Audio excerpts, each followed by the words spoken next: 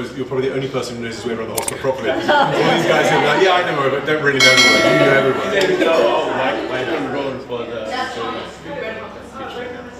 It's crucial, but I always think they're like mazes. Even though there's signs, you still get lost. Every corridor looks the same, the floor looks the same, they get very lost.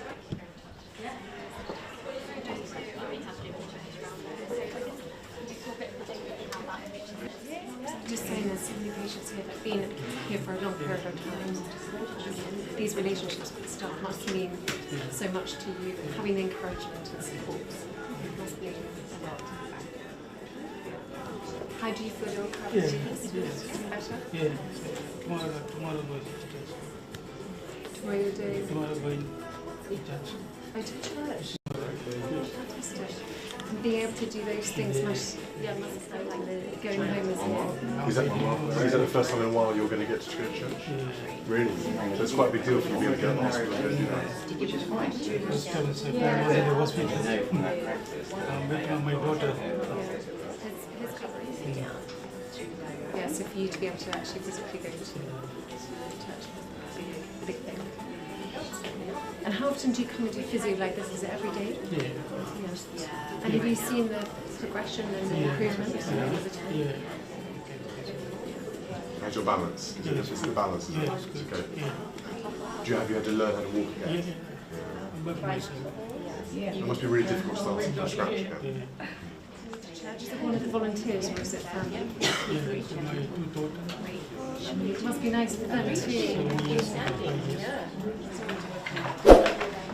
Fantastic. This is a big deal. Don't wear yourself out too much You on have to flight. save Very nice to meet you. What's your name? Camilla. Hi, Camilla. Very nice to meet you. Very nice to see you. Yeah, yes. I'm Come. so pleased. We've come to interrupt your gym session. What tasks have they got you doing today? Oh God, so many they're asking us. Lots of questions. We're just happy to have a break. We're just hearing how busy the day is, you know, by the time you've done the physio and That's true, yeah. And what's this that you're doing here? Placing these pieces in placing these together and then the colors together. You know, just the coordination. Yeah. You can get back. And using pegs, is this a way Yeah. of putting pegs on the side? So they think I'm a 2-year-old. In a week or two, you'll be back to feeling sharp again. I'm sure. Yeah, sure too. Have you been here in the rehabilitation unit for a week or so? How long have you Yeah, been yeah, there? for more than since the beginning of December. December. Yeah. And it must be nice doing things like this as a distraction from all the making a difference. You think of your younger generation, like if you have a younger, you know, your grandson. Yes. Yeah. I have a grandson, so I always think, Yeah, when you're doing these. yeah. Grandma always play with this. Yeah, exactly. I'm sure he'd play very well at this, wouldn't he? Yeah, he does. Do very well. And that's why it must be nice having the staff here alongside you, helping and supporting and encouraging you. And, Yes. Lovely. It's nice meeting you. very nice to Very meet nice to meet you. you We'll too. let you get on. Yeah. It's very. I haven't worked out what.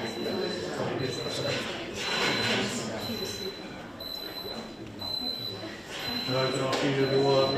Sorry to take our time. Please sit. Good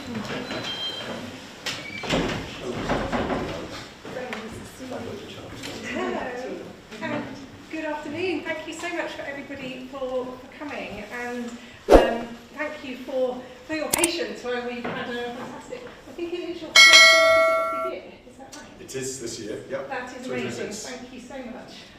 That's an absolute privilege. And Nigel, thank you so much for looking after everybody while I was upstairs as well. Today is going to be a very special conversation about the power of philanthropy within the NHS. For those of you who haven't met me personally yet, I'm Ellie Alton, I'm the Chief Exec of NHS Charities Together, and I'm absolutely delighted to introduce you to our joint royal patrons, the Prince and Princess of Wales. And I am honoured to bring together today a great group of people, philanthropists, clinicians, family members of patients, lords, and NHS and government leaders. And we're here today to understand. And I know, Your Royal Highness, you wanted to be able to say a few words about how important this is to you and why you wanted to be able to help support and just be here for the very beginning of our roundtable discussion before I even have to leave. Thanks, Ellie. Good afternoon, everyone. I forgot what time it was. We've been chatting too long. And a very happy New Year to everyone. Catherine and I had a very nice tour around the rehabilitation unit upstairs and seen some of the supporting structures and things put together by the NHS and charities together to kind of maintain staff welfare, patient support and all things like that. And it always, both of us had different experiences with hospital, me working with the air ambulance, Catherine with her recent health journey, and coming here today and reminding ourselves just how important all the teams are, all the staff, the patient sort of interactions. It's so heartwarming and it's so important that we kind of acknowledge and appreciate all that goes on in the NHS and that very strong bond between patient and carer. And I think Ellie's going to talk to you a bit about today about the power of philanthropy in the NHS, which is something that I think has probably been underlooked, undervalued for many years, but could have such huge potential to move what is a nascent kind of idea to being something a lot more powerful, moving from millions to billions, if you like, in terms of how we can unlock philanthropy in the NHS. And I think it needs the support, it needs that kind of energy and that renewed momentum. We all applauded all the NHS for many weeks on end through COVID. This kind of feels like a bit of a moment to remind ourselves why we did all that applauding, and that actually the next stage, the next NHS, could really come from the likes of people around this room and those you know and those you work with. So as joint patrons of NHS charities together, we are so fortunate and so proud of Ellie, the team, and everything that's being done around the charities together, and the inequities, as Ellie was describing, between some charities having only £100,000 to work with, whereas others are nearly millions and millions. It shouldn't really be a case of where you are in the country as to what kind of charitable endeavours there are. And as with anything, if there's an excitement opportunity, we should really embrace it. I think here is an incredibly exciting opportunity. So I'm sure you'll hear more from Ellie about how to do that, but we just wanted to come in and quickly say how supportive we are of it, and how grateful we are for all of you being here to have that conversation from the beginning. So thank you. I will let you leave, if you like. We'll vacate while you talk details. Yes, because we're going to talk about that untapped resource.